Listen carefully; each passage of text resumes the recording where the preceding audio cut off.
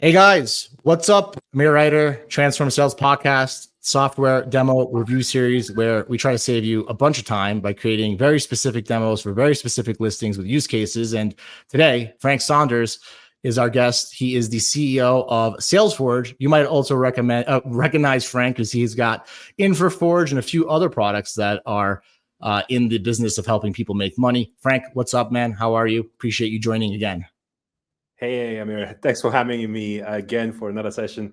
Frank run a few softwares out there, helping essentially businesses to deliver a unique email to every single recipient, but also staying out of spam at the same time. So to really solve that, we need a few softwares to achieve that. So that's exactly what we do. So really happy to be here and kind of chat a bit about Salesforge.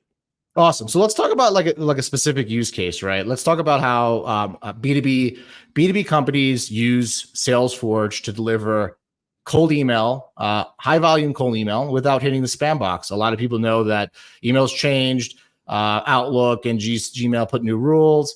Look, guys, if your emails don't get opened, they don't convert, right? It's real simple. So obviously before Salesforge, everybody would be emailing thousands of emails through one domain. They get spam, blacklisted. After you guys, now they can list. But maybe you could tell us a little bit about that transformation, right? What people get before versus after. Yeah, so sending emails maybe a couple of years ago was like super easy. You could be blasting emails from your primary domain, but it's just not a case anymore these days because essentially Gmail, like I said, Gmail Outlook is cracking down. So you need to be essentially sending emails to what's called secondary domains, but you also need to be using a sending software that enables you to hook up essentially these unlimited domains and mailboxes and essentially dilute your sending across all these domains. That's exactly what Salesforge does. Unlike other players in the market where you typically have to pay literally for one single seat where you can literally hook up like one or two mailboxes, maybe 10. But like in my case, in my own account, I currently have 700 mailboxes that are hooked up. And this is literally just for one single user. You could also share it with a team, right? So, but just to give you an idea, you are diluting. And essentially cold emailing these days, or essentially sending emails to another prospect, it's not as simple as it used to be. So it's pretty much as complex as running Google Ads campaigns these days. Just the difference is, if you're failing essentially in the world of cold email, it's not going to cost you as much as with Google Ads. So it is very complex. So it's not just about, hooking up multiple domains, but it's also doing what's called email warm-up, essentially building up the reputation of these domains. You also want to be making sure you're cleaning your list within the software. You're using what's called dynamic IPs. You're rotating mailboxes. You're using what's called spin tags, or using AI to really work on the copy. So there's a lot of things that need to happen from a sending standpoint. And there's not that many softwares really that specialize on deliverability. Because for many companies, for a few kind of the major players in the market, the way that they look at the deliverability as a topic, it's your problem to be solved, right? So they essentially leave this sort of the topic for the customers to solve. Whereas the way we look at email deliverability is we really own the problem. We help our clients to solve that problem. So really, the software here, which in this case Salesforge, right, tries to really maximize the probability of landing in the primary, doing a lot of different things. So the space has evolved, and we bet that Gmail and Outlook will just keep on introducing new restrictions. So you should be definitely, using one of the latest gen softwares out there really to maximize your deliverability. So yeah. That makes sense. So before Salesforge, right, you could deliver emails at a higher volume. There's less rules, less competition, and people are getting delivered, right? And then before you guys, companies would have to almost have like an email engineer in-house to do all of these, little demarc settings, these rotations, these just be up to date with all the latest ways of playing within the rules. But now with Salesforge, you don't have to have a wizard. You can just have a license, and it's all baked into your platform. Make sense? Yeah, exactly. Cool. How do you feel about showing us a little bit of a screen share just about how a B2B seller who wants to send high volume cold email and not land in spam can use your system? Yeah, let's go for it. So here you're seeing one of my many workspaces. So the beauty about Salesforge is you can have unlimited workspaces. So this is Salesforge 1, the first ever workspace of Salesforge, but you can create a bunch of other workspaces, whether you're an agency and you're creating a workspace for another client, or if you're just a company, maybe creating that for another employee or for another team. But yeah, the beauty about our product, which actually doesn't exist in any other product in this space, is the ability essentially to get unlimited workspaces, where a lot of other sort of companies typically charge you for that. But essentially, once you have your workspace set up, what you want to do is you want to hook up your mailboxes. You want to click on Add Mailbox. You can use our own infrastructure, whether that's InfoForge or MailForge. You can hook up Gmail accounts, Office 365, or any other really infrastructure. And then once you hook that up, you want to be warming up naturally for at least a couple weeks, up to a month, depending on your ICP, so ideal customer profile. However, you can see we have here 694 email accounts hooked up. And all these accounts have been warmed up. And today I'm sending 0 emails. For those listening, warm actually refers to a process of sending emails and having them open and respond to, so that an email provider can identify you as not a spammer or a cold email sender, what they're looking for. So just for anybody listening, keep going, Frank. My apologies. I want to add that there. Sure. Yeah. So warm up is like super important, and it always has to be on. A lot of people typically ask me, Frank, can I just turn the warm up off after a couple of weeks or 4 weeks? And the answer is no. Warm up always has to be on. And the reason why you're also doing warm up is not just to build up the reputation of these domains for the first sort of 2 to 4 weeks, but you also want to make sure that you always have a healthy engagement essentially with these domains, because one of the reasons why your durability will tank is if your engagement rate of your domains is really low. What is low is like below 10%, right? So if you're always if you're always at below 10%, it's pretty bad for you. So to kind of boost those sort of reply rates or engagement rates in those mailboxes, you want to be doing what's called email warm up, and it always has to be on. And essentially, you're sending emails back and forth in different languages, which is unique to us, with other businesses that are hooked up to Salesforge. Cool. And then, whenever you're engaging with any of your prospects, we do also what's called inbox rotation. So we randomly pick a mailbox and we assign that to a contact. So let's think of it this way. So let's say for contact 1, we're going to use mailbox 1. For contact 2, mailbox 2. For contact 3, mailbox 3. So by randomly assigning the contacts to every single mailbox, that randomization also ensures that you stay out of spam a bit more as well. Now, while you're waiting for the warm-up to complete, you want to be uploading your contacts into the contacts database. You can have unlimited contacts in Salesforge. Something that many softwares don't support actually do cap you as to how many contacts you can have in the database. In our case, it's unlimited. And when you upload a list of contacts, you would typically assign a custom tag, and you can have any sort of custom tags that are set in place, and then you would use those tags then to assemble your audience when it comes to sequence creation. If you're looking to leverage our AI capabilities, where we can craft a unique email to every single recipient, the way we do that is we match what we call the seller and the buyer data. So the buyer data is essentially our potential buyer data, where we programmatically go on the web and just fetch that data, say from the email domain of the customer. So here we have, let's say, Dennis, that works at socialstrategy1.com. So in real time, we have the ability to access the website and have a look, what does Dennis's company actually do? And we can do also the same thing with LinkedIn as well. So we can essentially programmatically enter the LinkedIn URL of Dennis and check out, what do we see there on, I see his headline, the about section, the current title, whole job description, whole job history, and really leverage that information to then craft a short, snappy email as the initial email of the sequence, helping you sell your product or your service. So we have 3 products. So if you just click on one, let's just click on Salesforge. So we've got the product name, the industry, ICP, what's the pain that we're solving, what's the solution that's an offer, and what's the cost in action. So the cost of doing nothing about a pain and a problem.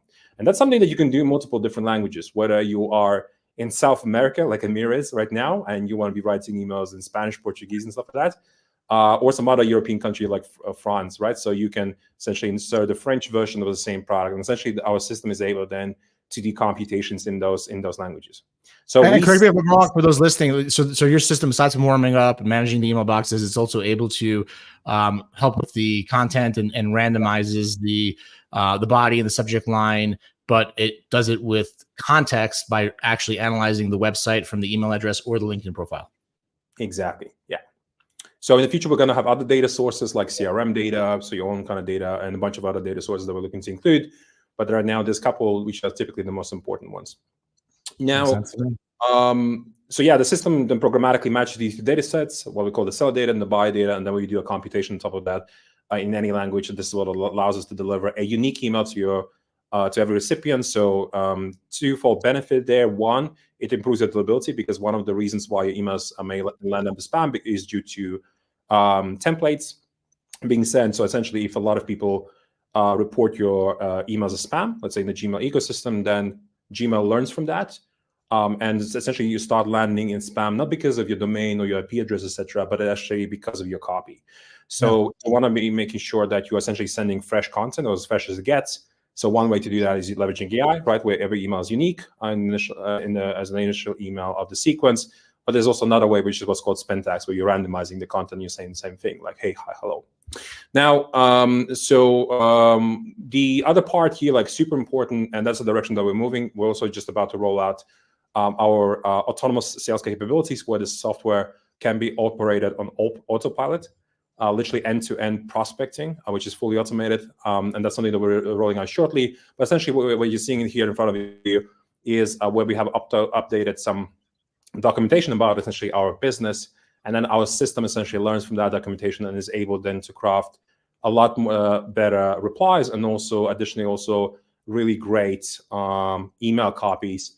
So you're able to teach the system about your business so that it complements its ability to also use what it knows about you with what it learns, right? So that the emails become even more personalized and effective. Yes, exactly. So when let's say prospect replies back to us, right, then the system is actually will be able to on autopilot reply back to the prospect, all the way down to actually booking a meeting. So yeah, so this is something that you assemble in the product section, and then here we're seeing sort of a bunch of different campaigns. A lot of sort of draft campaigns, but I've been reaching out to a lot of people. You can see I go typically into thousands of contacts. You can see my bounce rates. You can see that I typically don't track open rates and click rates because it does harm your deliverability. Yeah. And you can see my open rates as well. Sometimes I do, like once a quarter, I just check my essentially status of my infrastructure. But yeah, you click on a sequence creation, you go through the whole flow. I'm not going to go through the whole flow, but I'm just going to explain briefly. You name the sequence, select the product and the language, select the contacts based on the tags. Then you clean the list. You do what's called email validation or email verification. Then you build out a sequence. Typically, I recommend maximum of 3 email steps. Reason for that is the probability of reply after the third email just doesn't warrant sending another email, especially considering that you should be only sending about 30 cold emails per mailbox per day. Yep. And then the second reason, of course, is the probability of a user marking you as spam massively increases after the third email. So yeah, people are annoyed by the 7 steps, right? If I don't respond in 2 steps, 3 steps, leave me alone. It's fair. Yeah. But I still see a lot of users sending like 10 emails, and it's like, don't do it, please.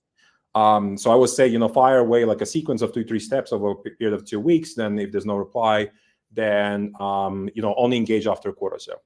Yeah. Do you recommend that I turn off open and click tracking through my HubSpot portal? Yeah, so I mean, you can, but I mean, I would not typically recommend like open rate and click rate tracking, because essentially any form of sort of HTML and tracking that you're including, it slightly negatively impacts deliverability. I'm going to message my guy right now. So I mean, what I would typically recommend doing is just look at reply rates as the ultimate KPI. And then from those replies that you're getting, you typically want to have 20% positive reply rate from the total replies. So meaning, if you get 10 replies back from prospects, then 2 out of the 10 should be positive. That's really what's called a good benchmark. Look, at the end of the day, like you're going to see them visit your website, like they're vanity metrics and they hurt, right? So that makes sense to me. Mm-hmm. Then if you are using AI, then you can preview every email if you want to. Some people, want to have full control and want to review every email before it goes out. You can do that. Typically, I just click a single button and then it all goes out. And then, you have the schedule settings and that's it. Bam, you just launch your sequence, and then all the replies across all the mailboxes will land in what's called the Prime box. Somebody's messaging me here about some stuff. So actually somebody's pitching me or prospecting me, and we also capture those emails. So here we can mark a conversation as negative or positive. We can also mark it as unread, add the individual to do not contact list, add to another sequence, or what people sometimes refer to as a subsequence, then delete the thread, reply back, and that's about it. So this is really what you do. on a daily basis. And then you also may be checking out other products that we have down there below. That's it. I'm looking forward to you know, we're planning on using you guys as well. So I'm looking forward to getting those ramped up. Just question, and it has a lot to do, you know, I don't want to make this about me, but if I wanted to, how long does it take to warm up? Let's call it 500 mailboxes. If I wanted to start emailing by Jan 1st, would I want to engage with you guys in September, October? What's like the best date? No, I mean, you know, as I mentioned, so if the warm up is about 2 to 4 weeks, then the number of mailboxes makes no difference. You can spin up, if you're using one of our infrastructure products, you can spin up literally about 5-10 minutes, any volume of mailboxes and domains. And then, the step that you can't really skip is the warm-up step, because it's about, you know, building up that reputation of the brand new domains that you just bought. So you don't really skip any. But, you know, if you are reaching out to larger, like let's say Fortune 500 companies, if your domain is not even a month old, then a lot of them will block your emails. That's like an example of why you need to be warming up for at least a month. But this is when you're reaching out large companies. If you're planning to reach out, you know, a bunch of startups, then 2 weeks is enough. Makes sense to me. So question, I'm a B2B company, want to ramp up with you guys, want to launch cold email at scale, want to make beat that spam folder, land in the primary. How do leaders who buy your software effectively measure success with your product? Is that a KPI? Is that what does that look like? I mean, ultimately it's pipeline generated, but the KPIs that you measure in our system right now is essentially reply rates, positive reply rates. And then we're going to be progressing later down this year towards how many meetings you have been booking. We'll be able to track that within the software. But ultimately, we're all about becoming the #1 pipeline generation software out in the market, or an ecosystem of softwares. That's really what we're aiming for. So for now, focusing just fully on email, where you as a human, you're kind of tinkering, doing your own thing. There's some sort of co-pilot experience where we help you generate emails. And then we'll also offer you within the same environment in a few weeks the ability to do this autonomously with the software that does the whole sort of legwork for you. But then later next year, so we're going to expand into voice and LinkedIn. So the other 2 channels, which are also super important to help you with your conversion rates. I want access to the IPO when it happens. From a task deliverable, people setting it up, right? I know you mentioned obviously you got to buy emails. You got to warm up for 2 to 4 weeks. Is there anything else involved? Do companies typically need to work with a consultant to implement this? Do they use their staff internally? Like, what does that look like typically? No, so you know, from our experience, like even interns could be getting this sort of up and running. So that's how easy it is to use. But typically, you know, we work with a lot of SDR teams, sales leaders, startup founders. We also work with agencies that are servicing tens and sometimes hundreds of clients. There's also another agency that services 1,000 clients. So we have different sides of agencies that work with us. And they're, you know, naturally your goal, like ultimate actually goal is to solve your durability and leveraging essentially a single vendor that is able to solve that one big massive problem for you. So this is why for a buyer, aside from the time it takes to purchase and the 2 to 3 to 4 weeks, it's really designed to be self-serve with a founder who could set it up, or it's all self-explanatory, right? So typically companies can implement it themselves and see they can get from sending no emails to millions, depending on how many domains and mailboxes they buy. Obviously, it's 30 per day per box. So do your math, divide 1 million by 30, and that's the number of inboxes you got. And 2 to 4 weeks, they could be up and running fast. And then even when it comes to writing the sequences, you guys are helping with that, right? So they can kind of get launched. So that makes a lot of sense. Frank, I love what you're building.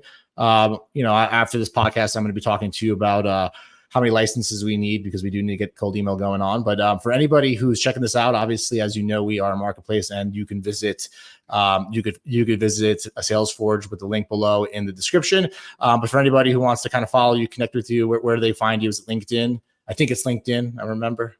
Yes, it's typically LinkedIn. Yeah. And he's going to be at SaaStr in a week. So if you are in the Bay Area, you want to definitely meet up with Frank. Frank, I appreciate not only your time to help us with this service listing so that B2B guys can just deliver mass emails without getting spammed and landing in the cold box. And of course, you're building the suite of products that you've made to help people scale their businesses more efficiently. Thank you, man.